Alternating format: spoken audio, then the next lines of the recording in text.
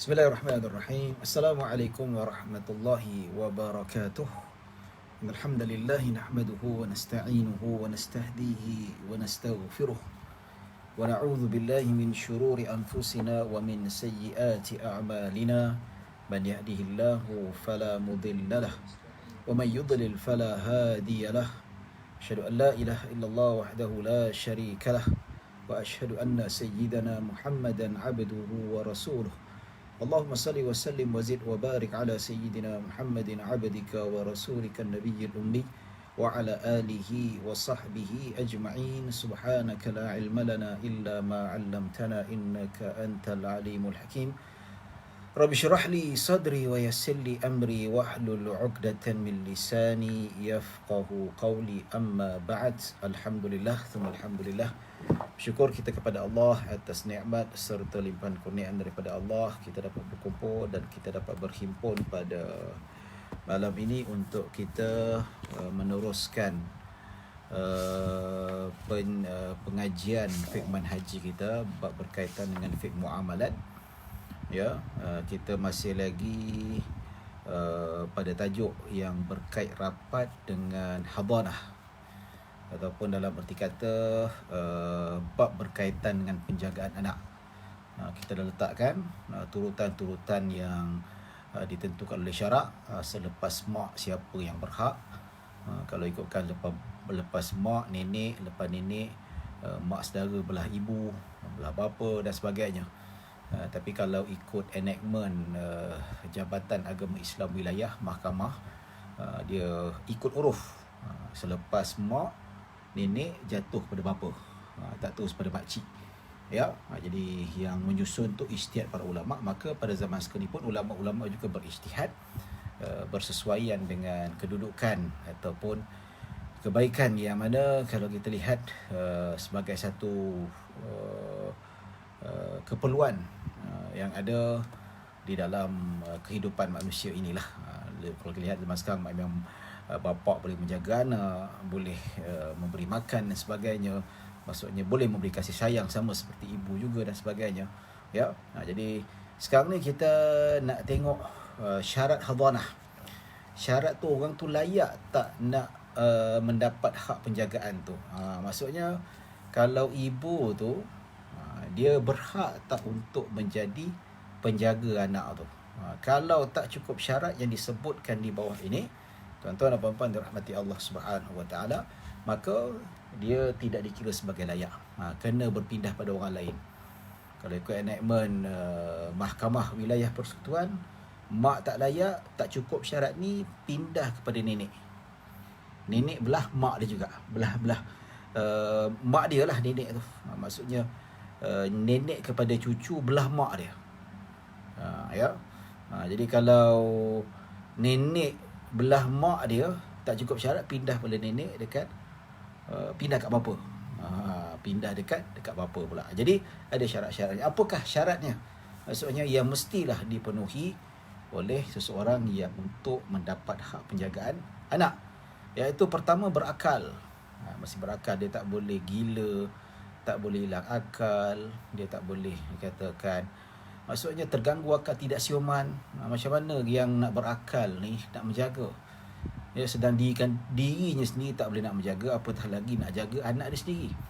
Walaupun ibu tu, dia ni seseorang yang berhak untuk mendapat hak penjagaan anak, tapi dia tak siuman, sakit depression ke sampai dia jadi gila dan seumpamanya, ataupun lain-lain. Maka di sini tuan-tuan dan puan-puan dirahmati Allah Subhanahu Wa Taala, maka hilanglah kelayakan tu, masa berpindah pada orang lain, pada nenek ataupun bapanya. Kedua, Islam. Islam ini kalau kita lihat, macam walaupun mak tu ada kedudukan istimewa, lebih berhak dari segala-gala yang ada manusia ni, tapi sebab katakanlah mak dia murtad, so hilang penjagaan dia. Ataupun bapa masuk Islam, mak tak nak masuk Islam. Kalau ikutkan, mak hilang hak penjagaan, berpindah pada bapa. Tapi sayangnya negara kita ni undang-undang tidak menyebelahi. Pasal apa? Sebab hak penjagaan anak ni terletak pada undang-undang persekutuan. British penjajah punya undang-undang, tuan-tuan. Ya. So macam mana sekalipun tak boleh ikut agama mana-mana, kena ikut mak dia. 18 tahun barulah dia buat decision untuk menentukan apa agama dia. Ya, jadi nak tahan macam mana, nak jaga macam mana, nak lindungi anak dia, susahlah sebenarnya. Ya, jadi ini Islam. Yang ketiga, ifah dan amanah. Ifah dan amanah maksudnya keluarga dia tu bukan orang yang fasik, bukan orang yang jenis penipu, orang yang buat jahat, buat maksiat. Ya, kalau katakanlah si ibu tu dia nak nuntut hak penjagaannya, tapi hakikatnya mak dia ni jenis tak sembahyang, nampak tak? Jenis ataupun dia minum arak, ataupun dia ni melakukan dosa-dosa besar, maka hakim boleh menggugurkan hak penjagaannya dan boleh berpindah pada nenek ataupun bapa. Ya. Ni kes sebagai contoh, ada aduan dekat pejabat mufti wilayah. Dia kata isteri dia bawa lagi anak dia. Ya, pada mulanya mereka ni ada mutual agreement sama-sama, maksudnya mereka ini ada perjanjian bersama di luar mahkamah. Maksudnya hak penjagaan tu beri pada suami dia. Ya. Dan sometime mak dia pula jaga. Satu hari mak dia bawa lari anak dia. Ya. Dan dapat tahu yang si bekas isterinya tu duduk serumah dengan lelaki bukan mahram yang belum berkahwin. Ya. Itu tuan-tuan dirahmati Allah Subhanahu Wa Taala, duduk serumah, apatah lagi boleh berlakunya possibility dan sebagainya, maka dikira ibu ni orang fasik, pelaku maksiat, pelaku dosa besar. Ya tak?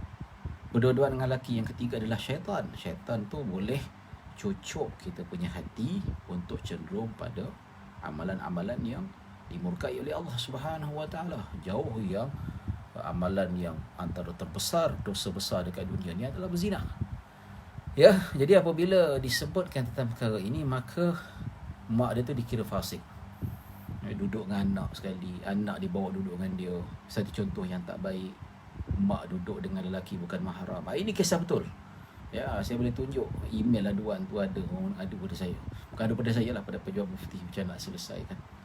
Ya, jadi bila kita lihat dari segi sudut perkara ini, kita nampaklah benda ni memerlukan satu penjelasan yang jelas. Bagi saya, kalau dalam situasi ini, kalau kita ikut pada syarat yang ketiga, ibu tu tak ada ifah, tak ada penjagaan diri daripada maksiat, maka dia seorang pelaku maksiat, maka walaupun dia seorang ibu, maka digugurkan haknya untuk menjaga anak kembali pada nenek ataupun bapa, tuan-tuan. Nampak tak? Ya. Masalah orang fasik, kalau duduk, dia bawa anak tu duduk sekali dengan dia, so nanti akan menyebabkan contoh yang tak baik. Dia tak boleh didik anak dia untuk menghayati Islam yang sebenar. Macam-macam lah yang negativity yang bakal berlaku pada anak itu, pengaruh. Ya. Dan keempat, mestilah ibu itu, orang yang hak menjaga tu, bermukim tempat kanak-kanak tu menetap. Ya, bukan jenis yang bermusafir, bukan jenis yang berjalan-jalan. Maksudnya dia bermukim. Bermukim ni maksudnya dia bermukim di tempat kanak-kanak tu duduk. Kalau dia dekat Selangor, dia bermukim kat Selangor. Atau anak tu kat Kuala Lumpur, dia bermukim dekat Kuala Lumpur. Ya. Bukan jenis mereka yang tak statik, dia jenis pindah randah, pindah situ, pindah sini. Ya. Contoh, duduk dekat sebulan, duduk dekat KL. Lepas tu 2 bulan, sebulan lagi duduk kat Bangkok. Macam ni tidak dibenarkan. Ya, pasal apa? Dia akan merosakkan atau mengganggu proses pembesaran anak itu. Ya, sekolah dia, ya, lepas tu kawan-kawan dia, emosi dia, tuan-tuan. Budak-budak ni pindah banyak tempat. Ya, terutama budak-budak kalau yang dah kecil tu 5-6 tahun. Maksudnya ni berkawan. Anak saya dekat tadika tu dia suka berkawan. So bila pindah baru duduk seminggu 2 minggu dah pindah tempat lain dah. Ini tak boleh. Dia tidak layak. Ya. Maksudnya kalau dia pergi keluar bermusafir, ya, maka dia tak layak untuk membawa anak dia. Kata kalau nak pergi haji kan, pergi haji, maksudnya dia tak mampu nak bawa anak, nak tanggung dia, maka ketika mana dia selagi mana dia musafir pergi haji contohnya, wajib diserahkan hak penjagaan itu kepada suami dia ataupun mak dia yang jaga. Nampak tu. Ya. Jadi kalau dia buat musafir, anak tu kebajikannya tidak terjaga. Ya. Baik, bagaimana pula kalau mak tu dia bermusafir ke tempat lain, nak bermukim tempat lain. Contoh asal duduk kat Kuala Lumpur tapi nak pindah dekat Johor Bahru. Ya. Dan berniat untuk bekerja di sana, menetap di sana. Adakah menggugurkan hak penjagaan si ibu itu? Tidak sama sekali. Sebab apa? Walaupun dia bermusafir tetapi bermusafir sementara, dan dia akan duduk tempat itu selama tempoh yang panjang, dan dia berniat bukan saja bermukim tapi untuk bermastautin, ya. Yang tak boleh kalau isteri ataupun mak dia yang jadi bermusafir, akan menyusahkan proses kehidupan anak itu sendiri. Ya, yang kelima, ibu itu tidak berkahwin dengan lelaki lain.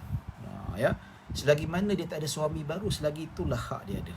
Tapi bila ada suami baru, maka dia punya, kalau ikut syarat-syaratnya, maka hak penjagaannya gugur. Ini berdasarkan hadis Nabi SAW, anti ahakku bihi ma lam tankihi, yang mana ada seorang sahabat Nabi SAW, seorang wanita, dia mengadu, dia dah bercerai dengan suami dia, dan suami dia nak ambil, nak rampas anak dia. Dia tak bagilah, dia kata. Dia mengadu pada Nabi SAW. Maka Nabi kata, sesungguhnya engkau lebih berhak terhadap anak kamu. Lebih berhak. Ya, selagi mana kamu belum berkahwin, Nabi SAW kata, selagi mana tak berkahwin, kamu berhak. Tapi kalau kamu dah berkahwin, hak kamu gugur, kena pergi pada si nenek ataupun kembali kepada bapa. Nampak tak? Pasal apa? Sebab apabila wanita itu sudah berkahwin, maka dia akan sibuk untuk menjaga suami dia, sibuk menjaga hak-hak suami dia. Maka takut-takut kalau dibiarkan ataupun tetap diberi hak penjagaan tu, akan memberi kesan buruk kepada hak anak-anak itu. Nampak tu. Jadi tidak menjadi masalah ada dalam kedua keadaan. Maksudnya walaupun si ibu tu telah berkahwin, ya, tapi tidak menjadi masalah kalau si ibu tu terus nak menjaga anaknya. Pertama, dengan sebab kanak-kanak itu mendapat persetujuan si bapa kandung dia. Bapa kandung kata, okey, tak apalah, engkau duduk dengan mak engkau, dengan bapa tiri engkau, aku tak ada masalah, I have no problem. So ada dapat keizinan, maka no problem, si ibu tu terus menjaga anak dia disambil melayani keperluan ataupun hidup bersama dengan suami baru. Tapi kalau dia dah kahwin baru, maka dia tak tuntut hakim, saya nak tuntut hak penjagaan saya. Pasal apa? Isteri bekas isteri dah kahwin lain dah, so dah gugur. Maka hakim kata betul, ya, bekas suami kamu tak benarkan kamu terus duduk dengan bapa tiri dia. Anak zaman sekarang bapa tiri, mak tiri macam-macam cerita lah, ya. Tapi sekarang ni mak kandung lagi dahsyat. Mak kandung bunuh anak yang 7 tahun tu, rendamkan dalam tong besar tu sampai kembang dah. Mak angkat tu yang jauh lebih baik. Nampak tak? Ya. Jadi tuan-tuan dan puan-puan rahmati Allah Subhanahu Wa Taala, kalau dia bersetuju tidak menjadi masalah. Kalau tak bersetuju, si ibu terpaksa serah kepada bapa dia, serah kepada nenek. Nenek tak nak, serah kepada bapa dia. Ya. Dan kecuali boleh kalau si ibu tiri itu terus menjaga apa yang disebutkan di sini, tuan-tuan. Allahumma salli ala Muhammad. Anak tu duduk dengan mak dia bersama dengan bapa tiri dia. Boleh apa, kecuali kalau si bapa tiri itu merupakan keluarga belah mak dia. Contoh dia, mak dia berkahwin dengan pangkat-pangkat sepupu lah, kan. Sepupu kan masih duduk keluarga dia. Ataupun bapa tiri dia tu pangkat macam pak saudara, satu keturunan dengan mak dia, dekat. Ya. Itu tak apa. Pasal apa? Sebab bapa tiri dia masih lagi di bawah susu galuhnya. Tapi kalau bapa tiri keluar daripada keluarga, tak kena-mengena, ya, tidak termasuk dalam nasab ataupun ibunya ada kaitan dengan nasabnya, maka tidak boleh mendapat hak penjagaan. Kena minta izin si bapa. Bapa kalau redha, no problem, tidak menjadi masalah, ya. Dan syarat yang keenam, ya,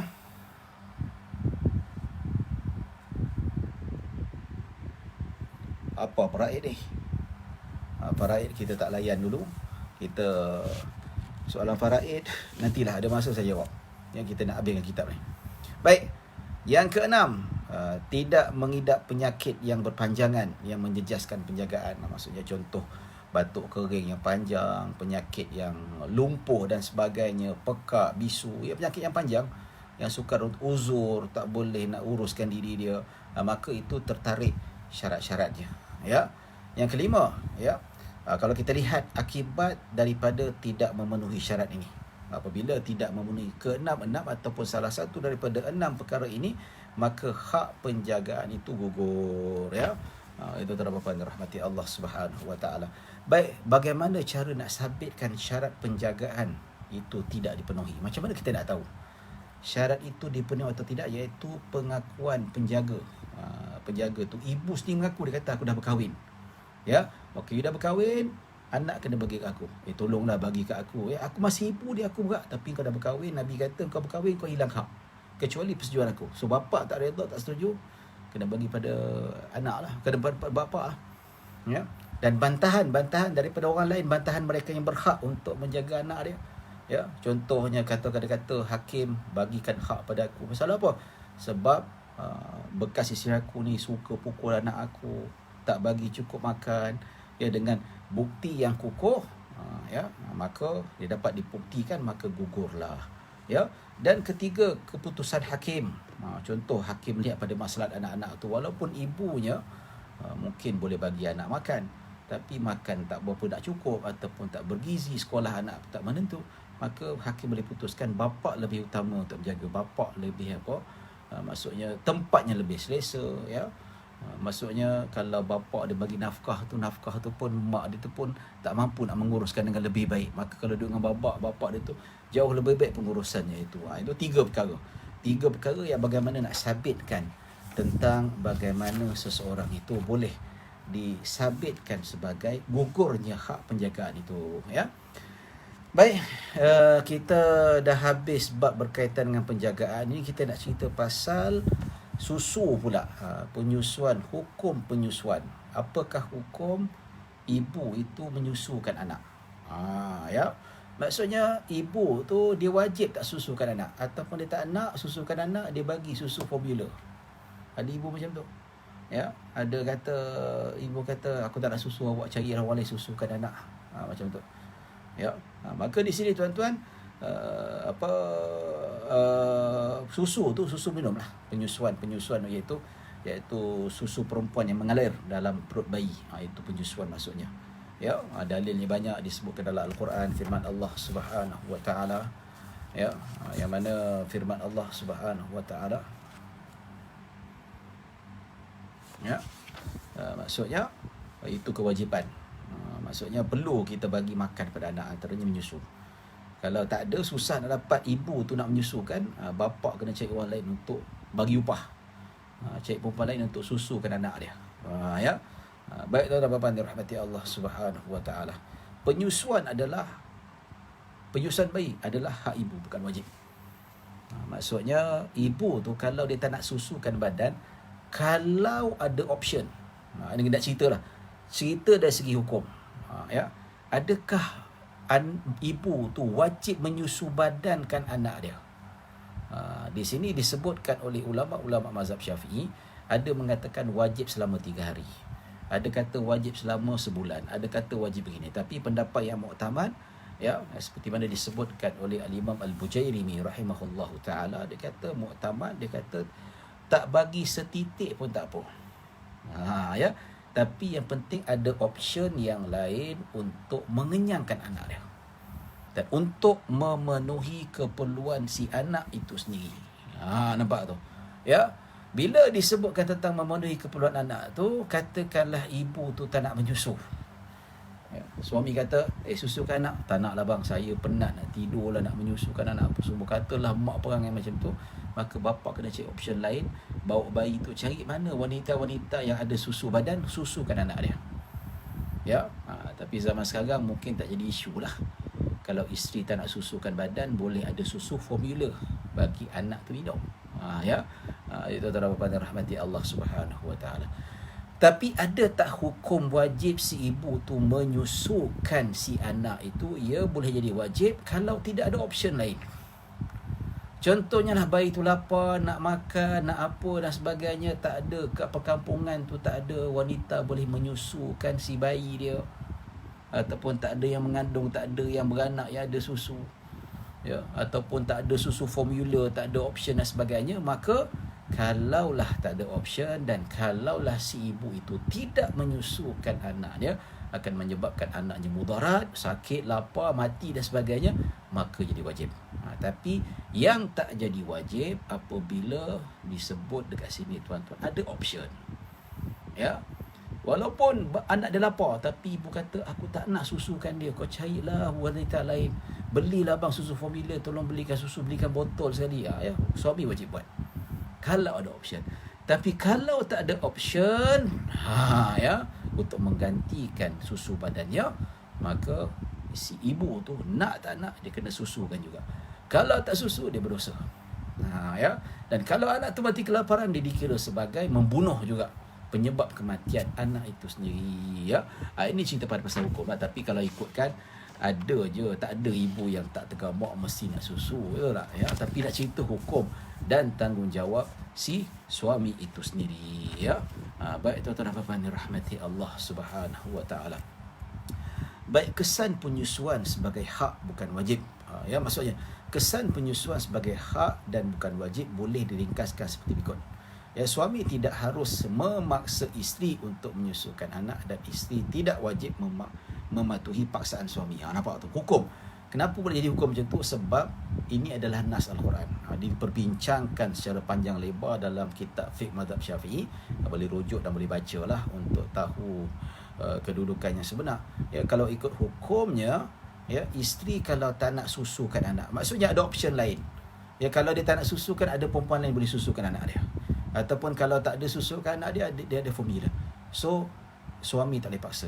Dan isteri kalau tak ikut arahan untuk menyusukan anak, maka tidak dikira sebagai nusyus. Ya. Kecuali kalau tak ada option.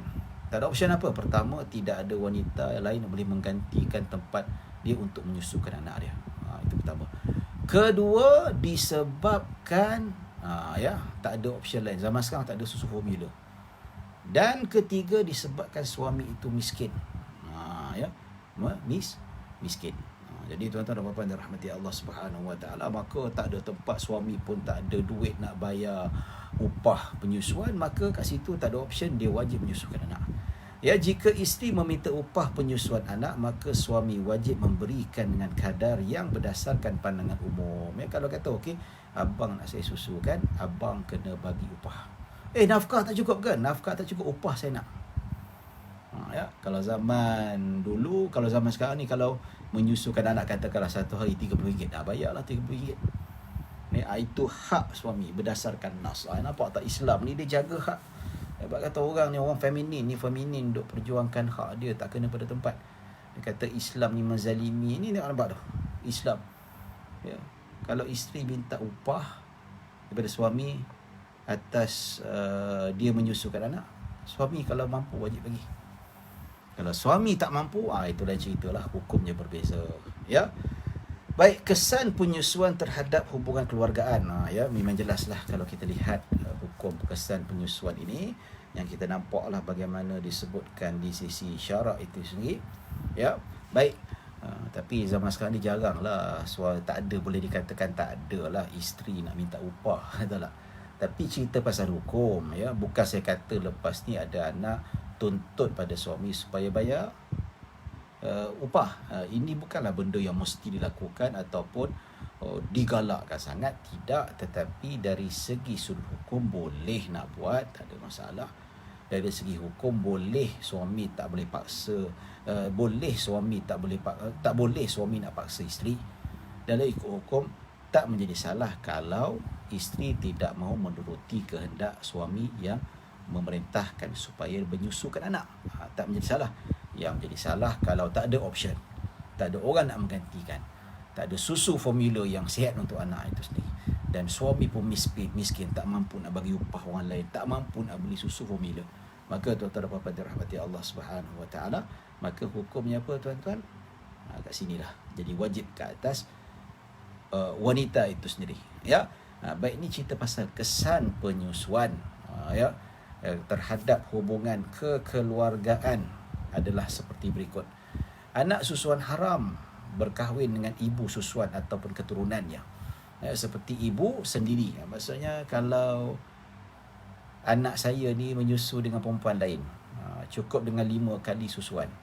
So, jadi ibu susuan itu adalah menjadi dia punya ibu susuan. Hukumnya sama seperti ibu kandung. Boleh salam, boleh cium pipi, boleh peluk. Ya, kalau ibu tu boleh buka tudung depan anak susuan lelaki. Ya, kalau anak perempuan dia boleh buka tudung di hadapan bapa susuan. Ya, bukan ibu susuan sahaja yang terkena hukum nasab itu, haram berkahwin, tapi adik-beradik perempuan kepada ibu susuan, katakanlah anak susuan tu lelaki, dia tak boleh kahwin dengan adik-beradik perempuan ibu susuan dia. Adik-beradik ibu susuan dah jadi makcik dia, tuan-tuan. Jadi makcik susuan, nampak tak? Ya, begitu juga anak perempuan kepada ibu susuan. Katakanlah ibu susuan itu ada anak perempuan 2-3, so pun haram berkahwin, dah jadi macam adik-beradik susuan. Nampak tak? Dari segi situ. Ya, yang ketiga, cucu perempuan kepada ibu susuan. Ini kalau anak susuan tu lelaki lah. Ya, kerana mereka dikira sebagai anak perempuan kepada adik-beradik susuan. Nampak tak? Cucu perempuan tu. Cucu perempuan tu maksudnya dah dikira sebagai macam anak saudara dia lah. Betul tak? Ya. Kemudian ibu susuan kepada ibu susuan, dah jadi nenek dia dah. Ibu susuan yang menyusukan dia 5 kali tu sekurang-kurangnya ada mak. Mak tu dah jadi macam neneknya. Pun haram berkahwin. Ini kita dah terangkan daripada awal dulu lah pada bab berkaitan dengan wanita yang diharamkan berkahwin. Termasuklah wanita-wanita yang menjadi saudara susuan. Ya. Baik. Seperti keturunan bapa sendiri. Keturunan bapa sendiri itulah sama jugalah. Keturunan bapa tu susuan haram dikahwini adalah seperti berikut. Adik-beradik perempuan bapa susuan dia. Ya. Kalau bapa susuan dia itu berkahwin dengan mak dia, dia pun mengandung, lahirkan anak. Kebetulan dia pun lahir, dia pun susukan anak susuan. So bapa susuan, suami kepada ibu susuan dia menjadi bapa susuan. So adik-beradik perempuan belah bapa susuan pun jadi makcik juga, tuan-tuan. Nampak tak? Exactly sama juga.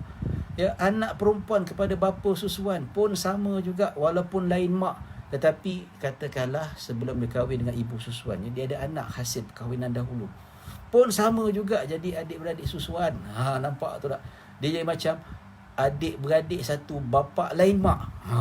Tu dia. Jangan main-main. Ini dikira sebagai nasab juga, tak boleh, haram berkahwin. Cucu perempuan kepada bapa susuan. Kalau bapa susuan tu ada anak, anak pada bapa susuan tu ada anak, so haram juga berkahwin. Pasal apa? Dah jadi macam anak saudara susuan juga. Nampak tak? Ya. Kemudian ibu kepada bapa susuan, nenek dah jadi macam nenek juga, sama lah tadi. Ya, jadi tuan-tuan dan puan yang rahmati Allah Subhanahu Wa Taala, ini ringkasan yang kita sebut sebagai ibu susuan dan keturunannya haram berkahwin dengan anak susuan dan keturunannya. Hal ini kerana jika ibu susuan diandaikan kepada ibu sendiri, ya, sudah tentulah anak-anak dia, suami dia, cucu dia, mak dia, ya, adik-beradik dia pun sama juga, dah jadi macam pak saudara dia dah. Ya. Kalau tidak boleh berkahwin dengan yang kata orang, kita bayangkan saya dengan ibu susuan tak boleh berkahwin, siapa lagi tak boleh berkahwin? So kita bayangkan saya dengan mak saya. Kalau mak saya, siapa lagi saya tak boleh kahwin? Adik-beradik mak saya yang perempuan, makcik saya tak boleh kahwin. Ya, begitu juga anak saudara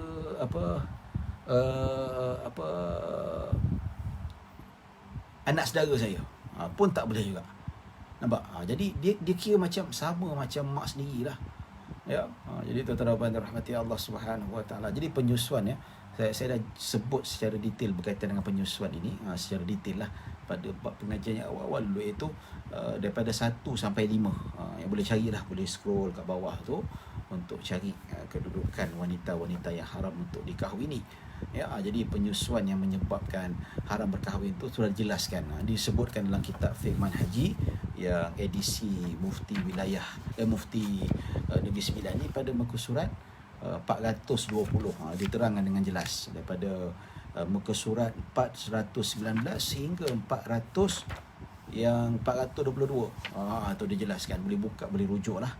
Ya, itu terdapat rahmati Allah Subhanahu Wa Taala. Okey, jadi dalil ni banyak kita dah sebutkan pada pengajian yang lalu daripada hadis Nabi SAW, ya.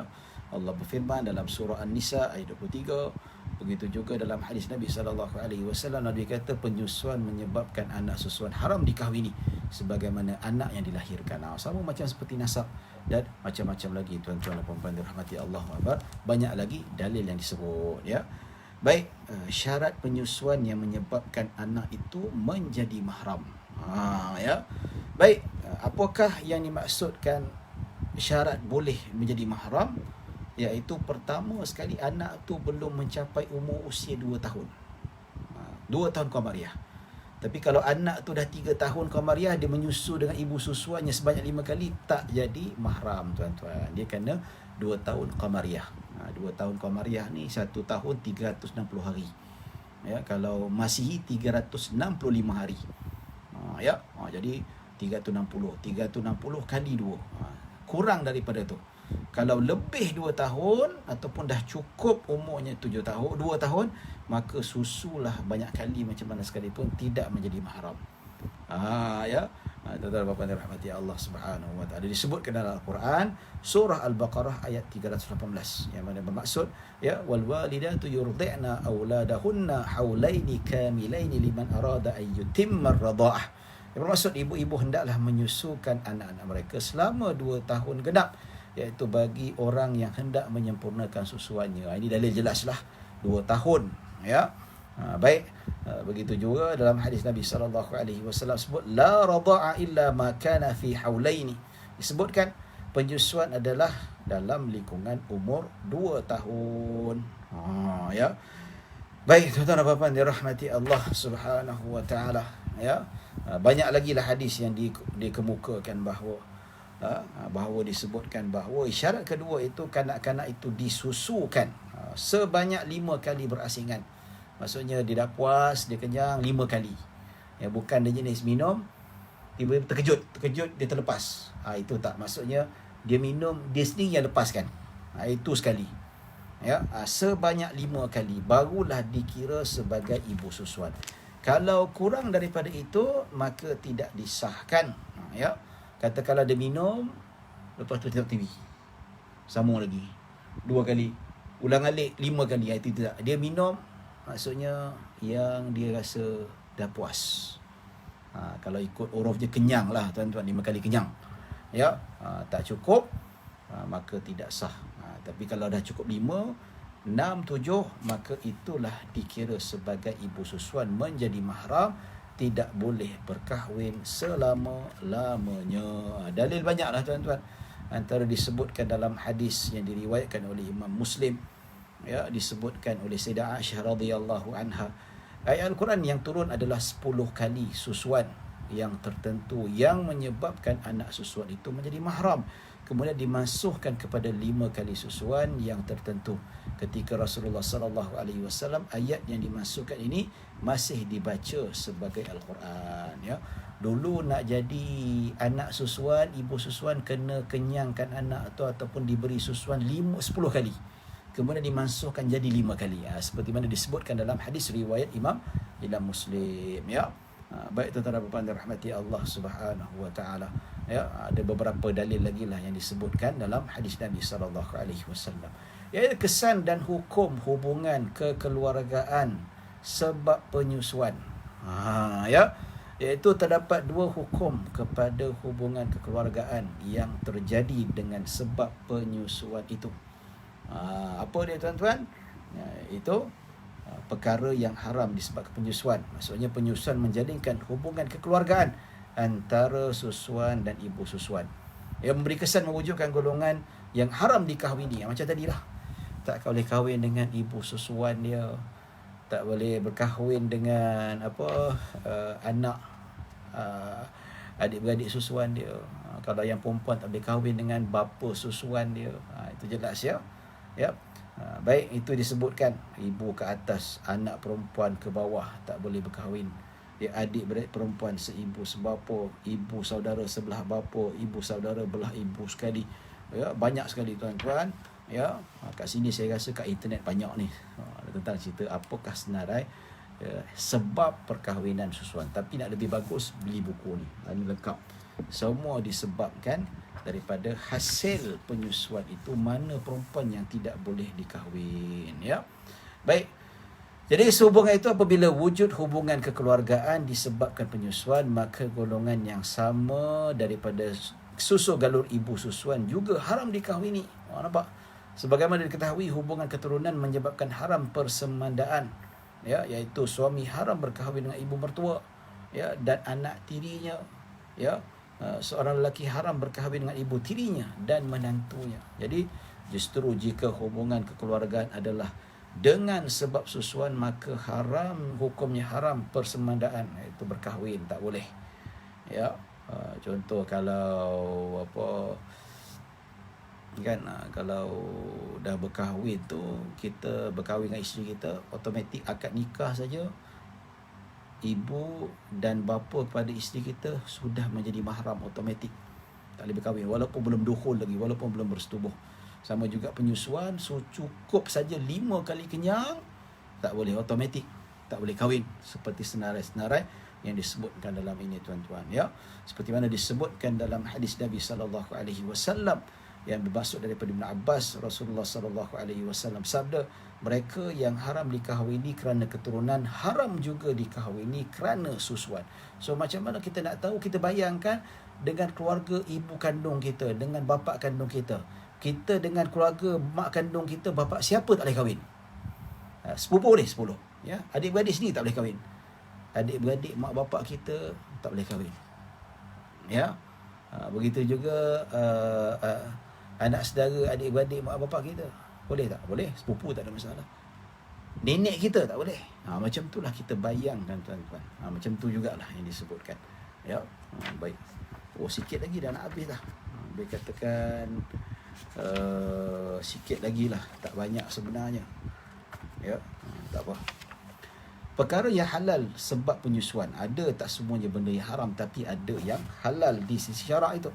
Ya, semua perkara yang halal di kalangan keluarga sebab keturunan halal juga ada kepada keluarga sebab susuan. Ya. Dengan itu seorang yang mempunyai, jadi seorang lelaki, maksudnya dia dah masuk keluarga susuan pada satu family itu, adalah halal melihat saudara perempuan susuannya seperti mana adik-beradik sendiri. So kakak susuannya, adik perempuan susuannya, dia boleh tengok buka tudung. Ya. Dia boleh tengok leher dia, dia boleh cium, dia boleh cium pipi lah, jangan cium macam kekasih. Cium tangan, peluk boleh. Ibu anak susuannya. Ya. Tinggal sendiri berkhaluat dengan kakak. Katakanlah dia ada adik susuan cantik sungguh. Dia duduk sama-sama berdua-duaan dalam bilik, tak ada masalah. Ya. Tapi kalau boleh jadi macam haruan makan anak, tak boleh lah. Zaman sekarang ni macam fitnah boleh berlaku. Ya. Baik, sebab dahnya macam adik-beradik boleh bermusafir bersama-sama, ada kira macam mahramnya juga. Ya, meskipun itu hukumnya tidaklah bermakna seorang lelaki harus melihat saudara perempuannya susuan dengan berahi. Kalau tak boleh, itu dengan syarat tanpa berahi, tanpa ada rasa hawa nafsu yang melonjak, tuan-tuan. Nampak tu? Ya. Tuan-tuan dan puan-puan dirahmati Allah Subhanahu wa taala. Ya. Baik. Jadi itu yang disebutkan, kalau dia tengok adik susuannya itu memang cantik sungguh, dia tengok berahi sungguh lah. Kalau dapat ni nak berzina, itu. Kalau macam tu hukumnya haram berdua-duaan. Kalau macam tu tak boleh dia tengok secara berahi, hukumnya haram. Ya. Jadi itu tuan-tuan puan-puan dirahmati Allah Subhanahu wa taala, perkara ini tidak dibenarkan oleh syarak itu sendiri. Habis bab penyusuan, tuan-tuan. Ya. Jadi untuk kita bincang lebih panjang, lepas ni kita masuk bab keturunan, macam mana kita nak nasabkan keturunan. Ya, begitu juga anak angkat. Macam mana proses anak angkat tu? Apa yang boleh buat, mana yang tak boleh buat. Ya. Baik, jadi kat sini tuan-tuan kita akan bincangkan nanti pada bulan hadapan. Bukan bulan hadapan, minggu hadapan, hari Isnin, sebab hari Jumaat dah tak ada lagi dah, tuan-tuan. Ya, patut mungkin hari ni penutup lah kot. Kita dapat cukupkan 30, hari ni 29, hari Isnin depan 30, mungkin kelas yang terakhir. Nampak tak? So, saya tak sambung, walaupun kita rasa baru 40 minit, tapi saya tak sambung sebab apa? Saya biarkan bab yang terakhir ini untuk penutup insya-Allah pada hari Isnin. Pada hari Isnin tu nanti insya-Allah Ya, insya-Allah pada hari Isnin tu nanti, pada penghujung majlis itu nanti, ya, saya akan bagi ijazah khusus, ya, ijazah khusus kepada mereka yang hadir ke kelas saya, terutama ke 30 kelas itu. Saya akan bagi ijazah bersanad fiqh mazhab Syafi'i. Nampak tu, ya, ijazah khusus, ijazah saya tak ada sebut sanad satu, cuma ijazah yang saya ambil sanad mazhab Syafi'i daripada saya kepada beberapa orang guru saya, sanadnya sampai kepada Imam Syafi'i. So kita belajar kitab fiqh ni ada sanad, tuan-tuan. Saya belajar fiqh, saya ambil betul guru saya, ada sanad yang memang dibaca sampai kepada Imam Syafi'i. InsyaAllah hari Isnin nanti pada penghujung rancangan, insyaAllah, ya, terutama mereka yang ikut daripada awal ataupun yang banyak mengikuti kelas saya akan bagi special lah pada penutup nanti, sebagai kita khatamkan juzuk yang keempat kitab ni. Yes, tinggal satu bab je lagi, bab keturunan. Ya, bab keturunan, iaitu begitu juga proses anak angkat hukum hakam berkaitan dengannya, insya-Allah. Ada satu soalan, ya, hilanglah soalan tu. Pencerahan kalau suami cerai kedua-dua dan suami meninggal, satu yang banyak untuk dibagi perceraian. Kalau suami isteri meninggal dunia memiliki harta yang banyak untuk dibahagikan secara faraid. Pertanyaan, apakah ada hak seorang bekas isteri itu mendapat sebahagian hak faraidnya? Mohon pencerahan Ustaz. Bekas isteri mana ada hak? Tak ada hak langsung, ya. Yang ada hak isteri yang masih lagi dinobatkan sebagai isteri. Dah bercerai-cerai habislah, tuan-tuan. Ya, kecuali kalau dia bercerai masih dalam iddah. Kalau isteri tu masih dalam iddah yang boleh dirujuk. Yang iddah yang boleh dirujuk, dia berhak ke atas. Katakanlah dah bercerai dan isteri tu masih dalam iddah tu masih boleh rujuk. Bukan iddah bainunah kubra, ya, boleh dirujuk lagi tu. Bukan habis iddah boleh kena nikah balik, tidak, masih tak perlu nikah, rujuk balik. Suami kata aku nak rujuk, jadi rujuk. So isteri yang berada dalam keadaan iddah masih ada hak faraid. Kalau dia ada anak 1/8, kalau tak ada anak 1/4. Itu dia. Tapi kalau dah habis iddah, dah tak ada apa kaitan, mana ada hak, tak ada. Ya. Baik, tuan-tuan dan puan dirahmati Allah Subhanahu Wa Taala. Baik, setakat itu saja. Satu soalan saja yang saya terima. Insya-Allah kita akan bincangkan bab yang terakhir penutup nanti, insya-Allah, ya. Kita akan tutup majlis kita, iaitu ngam-ngam majlis 30, sebanyak 30 pengajian ini. Alhamdulillah, semenjak daripada bulan 11, 12, dan bulan 1 dan bulan 2, 4 bulan, alhamdulillah. Minta maaf lah, ada banyak hiccup, kadang-kadang saya tak dapat nak teruskan, terlalu penat, kadang-kadang saya ni tak sihat. Hari sini tak dapat sebab saya gastrik yang teruk sangat. Ya, daripada tengah hari kat pejabat tu balik pun, Allahu Akbar, makan ubat Gaviscon pun tak reda juga tu. Saya cakap dengan penganjur pejabat mufti, kata saya tak dapat, tak tahan. So tidak patut hari ni last malam ni, ya, tapi kita anjak pada Isnin depan kelas yang terakhir fiqh manhaji bab munakah. InsyaAllah kita bertemu pada minggu hadapan, kelas yang terakhir yang ke-30 pada Isnin hadapan. InsyaAllah ada rezeki kita akan buat majlis pengijazahan, ya, sanad mazhab Syafi'i kepada tuan-tuan dan puan-puan. Ijazah umum lah, tak ada ijazah umum nak kena baca satu-satu sanad, ya. Baik, insya-Allah. Baik, setakat itu saja yang dapat saya sampaikan. Mohon maaf yang baik hanya daripada Allah Subhanahu Wa Taala. Kekurangan kesilapan datang daripada diri saya sendiri. Aqulu qawli hadza wa astaghfirullahal azim li wa lakum. Kita tutup majlis kita dengan tasbih kafarah dengan suratul Asr. Subhanakallah wa bihamdika asyhadu an la ilaha illa anta astaghfiruka wa atubu ilaik. Bismillahirrahmanirrahim. Wal 'asr innal insana lafi khusr illa alladhina amanu wa 'amilus salihat wa tawasaw bil haqq wa tawasaw bis sabr. Assalamualaikum warahmatullahi wabarakatuh.